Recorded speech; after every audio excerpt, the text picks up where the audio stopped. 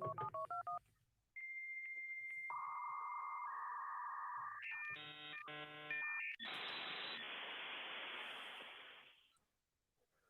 right, good morning. Good morning. Welcome, everybody, to your daily cybersecurity threat briefing. First things first. If you're new here, we're going to go through the top news stories of the day to set you up for a cybersecurity butt kicking of a day. And you'll be doing the butt kicking, not the other way around, okay? My name's Gerald Auger. We're going to go through the top like 5 or 6 stories. I'll give you my professional reflection and analysis after each one. We have a good time in here. Great crowd. So if you're new here, say hello. And if you're a regular, it's nice to see you again. Shout out to Anna Lynn. I saw you join the squad, Anna. Thank you for your support. Kimberly, good morning. Jerry, John, Dennis. Hope you guys got some coffee. Pamela, I see you on LinkedIn. Kristen, good morning. We'll get started in a minute. Let people queue up here. Hopefully, some of you got to catch the John Strand live stream last night. I thought that was a absolute fantastic conversation. I love what John is doing for our community. He's been doing it for years, and it sets such a great example. Hey, Palont, good to see you. Thanks for the support. Anthony, I saw your posts on LinkedIn. Thank you, as always. Dr. Joseph, good morning.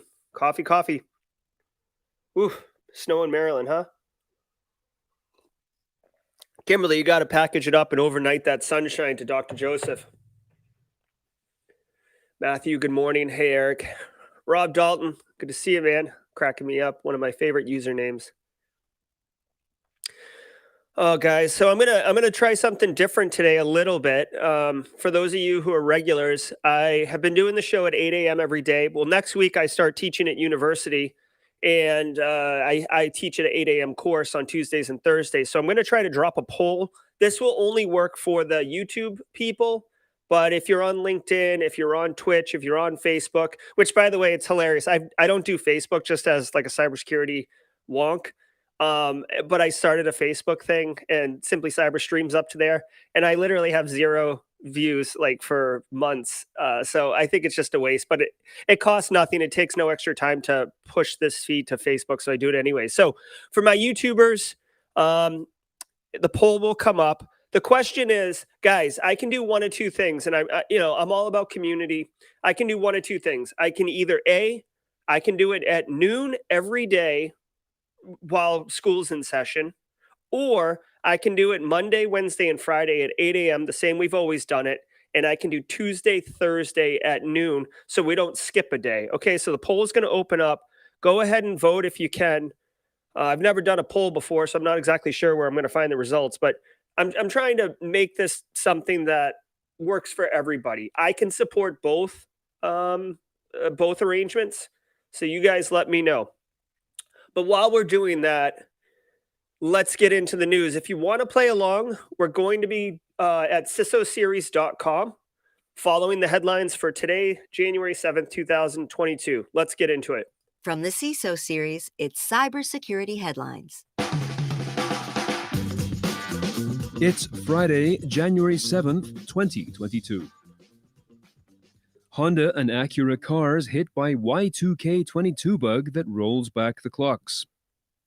Starting on January the 1st, the date on Acura and Honda navigation systems changed to January 1st, 2022, with a time resetting to 12 o'clock, 2 o'clock, 4 o'clock, or other times based on the model or possibly the region the car was located. Honda and Acura car owners report that the Y2K22 bug affects almost all older models, including Honda Pilot, Odyssey, CR-V, and Ridgeline, and Acura MDX, RDX, CSX, and TL models, and that there is no way to change it. This might be the same bug that affected Microsoft Exchange on the same date, but Honda customer service has said their clock problem should resolve itself in August of this year, indicating that it might be a different issue. Okay. All right. I mean, not really a cybersecurity concern of national interest, but kind of a fun story. This is a perfect Friday story. The fact that it's going to be fixed. So basically, these people's clocks are screwed up until August of this year. Honda can't fix it. I'm assuming because the code is burned into the firmware and they don't have a capability to update it. there are some instances like if you are into car hacking and that's like a niche field that's kind of blossomed in the last maybe I'd say 4 or 5 years since Charlie Miller did his work where he took over the Jeep and was able to control it remotely. That is an area of research and development right now that's pretty cool. This is a fun little bug. Um, I would argue this is a fun thing to talk about over the weekend with like non-tech friends or whatever. But I almost would be reluctant to bring this up at like business or executives because I feel like it's interesting, but it almost undermines or it underscores the like how this isn't like a serious concern. So we don't like you don't want to reinforce that the Y2K22 bug is something that's like minor inconvenience. But right on. Kind of sucks if you own a Honda and your clock's off by 2 hours. Although I don't see why you can't just adjust the clock like you would with daylight savings time. And then when August rolls around, do it again. Like minor inconvenience. New trick could let malware fake iPhone shutdown to spy on users secretly. Researchers at ZecOps have disclosed via a proof of concept a novel technique by which malware on iOS can achieve persistence on an infected device by faking its shutdown process, making it impossible to physically determine if an iPhone is off or otherwise. Dubbed No Reboot, the technique makes it possible to simulate an iOS rebooting operation, deceiving the user into believing that the phone has been powered off when in reality it's still running. The researchers explained, quote, despite that we disabled all physical feedback, the phone still remains fully functional and is capable of maintaining an active internet connection, end quote. They continued to say that the malicious actor could remotely manipulate the phone in a blatant way without worrying about being caught because the user is tricked into thinking that the phone is off, either being turned off by the victim or by malicious actors using low battery as an excuse. Okay. This is actually a pretty cool novel attack. Um, it's this is like one of those nice ones that blends technical, technical execution, technical acumen. Like, no, someone who doesn't know what they're doing cannot execute this attack. But it also preys on social engineering concepts in order for it to be effective. So essentially, they make the phone look like it shuts down. You put your phone down and you're like good to go, but it's really eavesdropping on you and maybe doing some other stuff at the same time. Novel attack again. I don't really understand how you get this with things like this. Yeah, before you freak out and start yelling, "Sky's falling." The question is, how does it get on the phone? Apple iOS has the App Store, which they use as like a walled garden. So if it's like NSO group and the way Pegasus gets on your phone, if you don't know what Pegasus is, you should Google NCO or yeah, NCO group Pegasus. That's some nasty bit of malware that requires just sending someone a text message, but that doesn't say that here.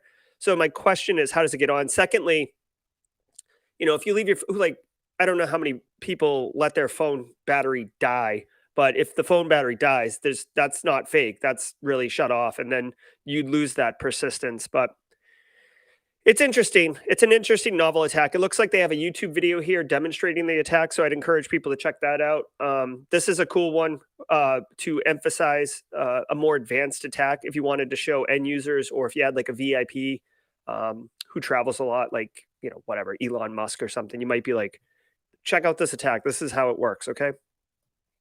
How are we doing on the poll here? It looks like Monday, Wednesday, Friday at 8 a.m., Tuesday, Thursday at noon is 2/3 of voters, so that's good. Hackers exploit flaw in Google Docs comments feature. Attackers are using the comments feature of Google Docs to send malicious links in a phishing campaign targeted primarily at Outlook users, this according to researchers. Attackers target users of Google Docs by adding a comment to the document that mentions the targeted user with an @ sign, which automatically sends an email to that person's inbox.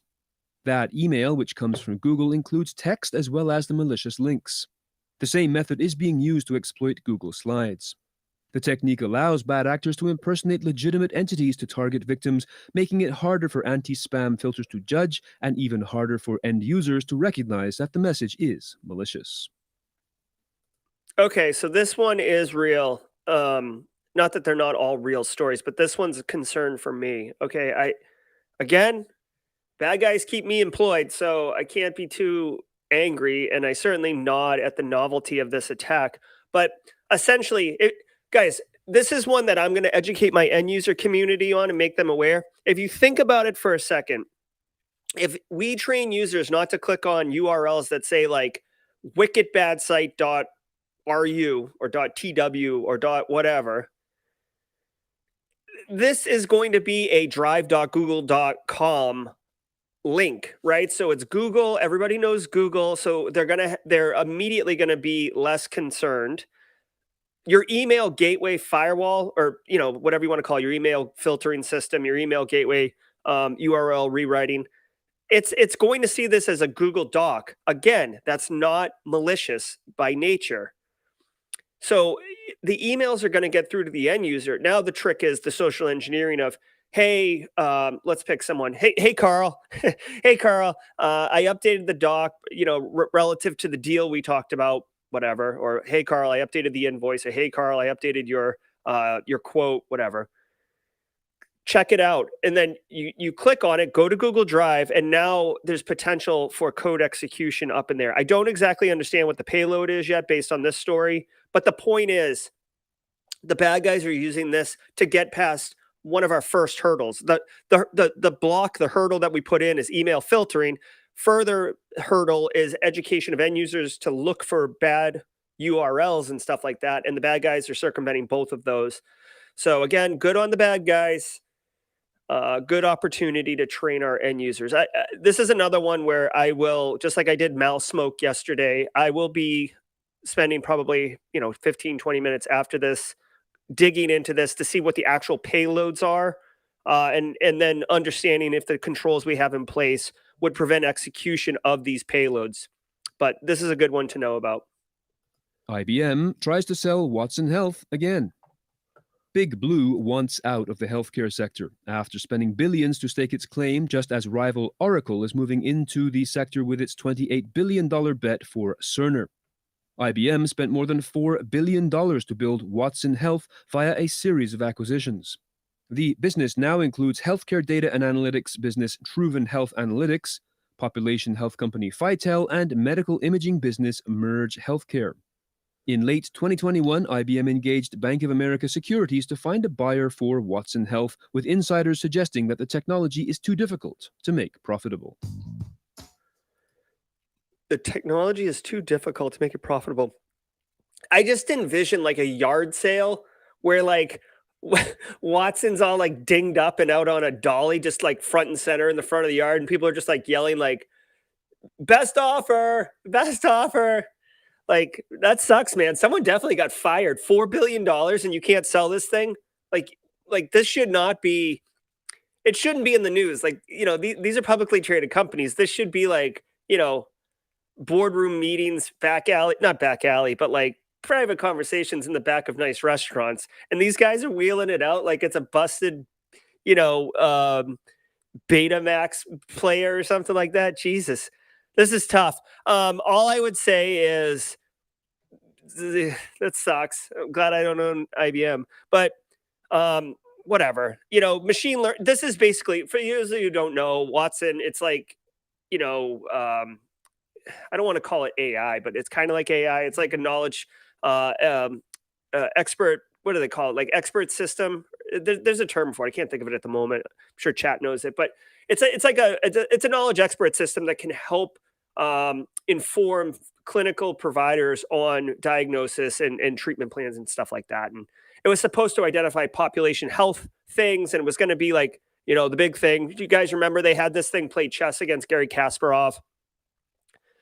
Long story short, looks like they didn't hire the right people because it's not kicking butt the way they had hoped. They acquired a bunch of stuff. I could probably do a live stream or an AMA on working at a company that's going through like mergers and acquisitions, because you don't just change the sign out front and like plug the networks in together and off you go. It is wicked entangled. There's applications, there's data, there's not even to talk about like the people, right? Let's just remove the people from the equation. Just the integration of all the systems and stuff like that is a hot mess on fire that takes a long time. And I suspect that IBM's goal of like buying up a bunch of stuff and then making a super system was part of the challenge that they were unable to overcome.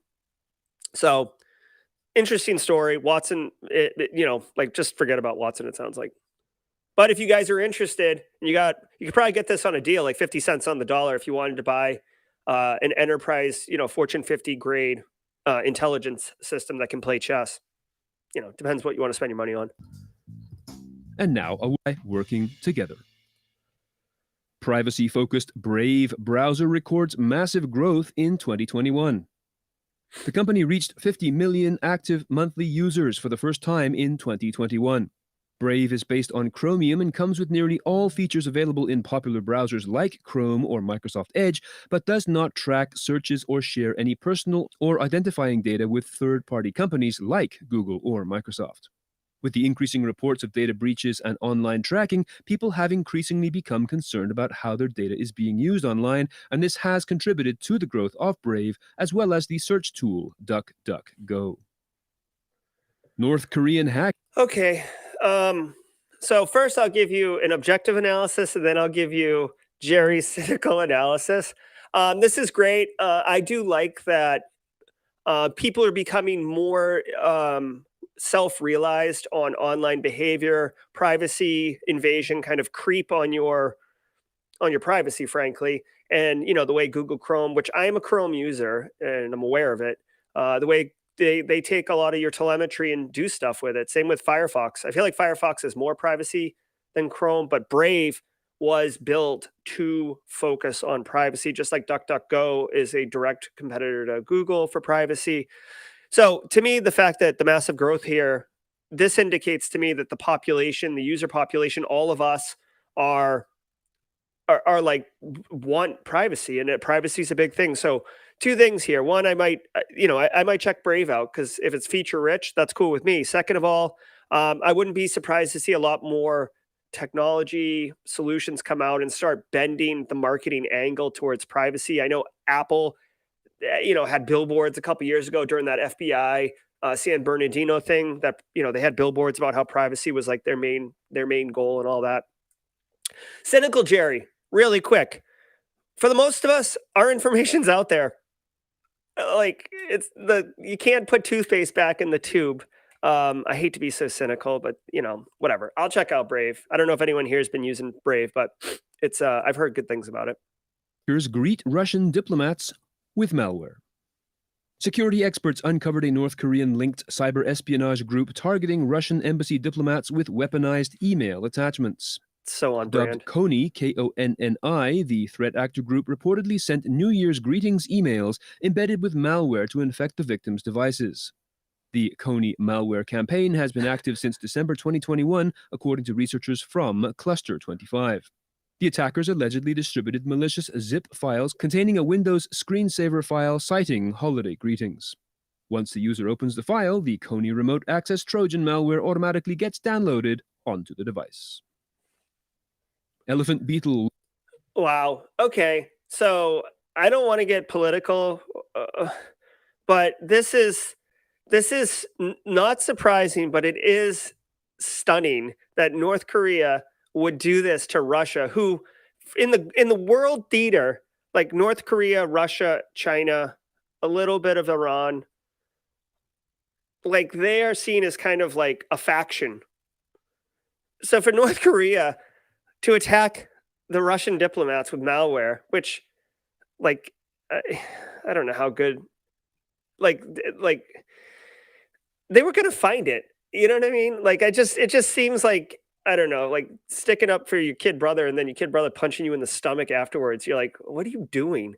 This is stunning. I don't even know if this was an authorized attack or if some eager beaver decided they were going to like go the extra mile and kind of hit their Q1 numbers early. But this is interesting. This has nothing to do with us as far as I'm concerned. Like, the way I think, the way I operate, United States from a geopolitical perspective, this is just interesting. This is like, I wish I could drop animated GIFs in chat right now, because this is like the Michael Jackson popcorn one when I read this story. Okay. Works for months in networks. Researchers at the Signia Incident Response Team have identified a threat group that's been quietly siphoning off millions of dollars from financial and commerce sector companies, spending months patiently studying their targets' financial systems and slipping in fraudulent transactions amongst regular activity. Elephant Beetle does not use exploits, but instead uses more than 80 unique tools and scripts to operate undetected for vast amounts of time as they plant bogus transactions. They blend in with the target's environment and go completely undetected while quietly removing exorbitant amounts of money. Morgan Stanley agrees to. Okay, so this one's really interesting. So this I would consider like not an advanced persistent threat, okay?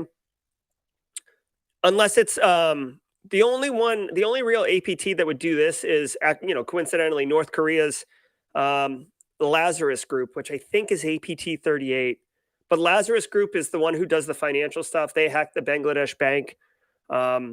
They do fraud, financial stuff. But this one's really concerning. So these guys, this group here, TG2003, as they're called,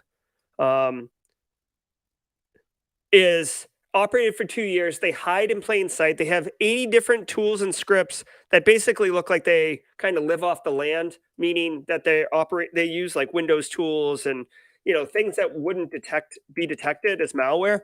And they slowly insert financial records, transactions, into things. A lot of threat actors will go for the big score, right? They like, I don't want to say they like, this is probably inappropriate, but like a virgin on prom night, right? Like they just go for it. When in reality, you do that, you shoot your shot, you get one hit. Maybe you successfully do business email compromise and get a $60,000 payday.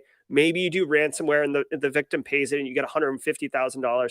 These guys basically had a recurring revenue stream because they were just slowly pulling money out. This is like a salami attack. You know what I mean? Like just nice and slow, carving off a piece. And by the way, I don't know if you guys have noticed in 2022, the business model of subscription-based models allows for better revenue projections instead of these like huge deals.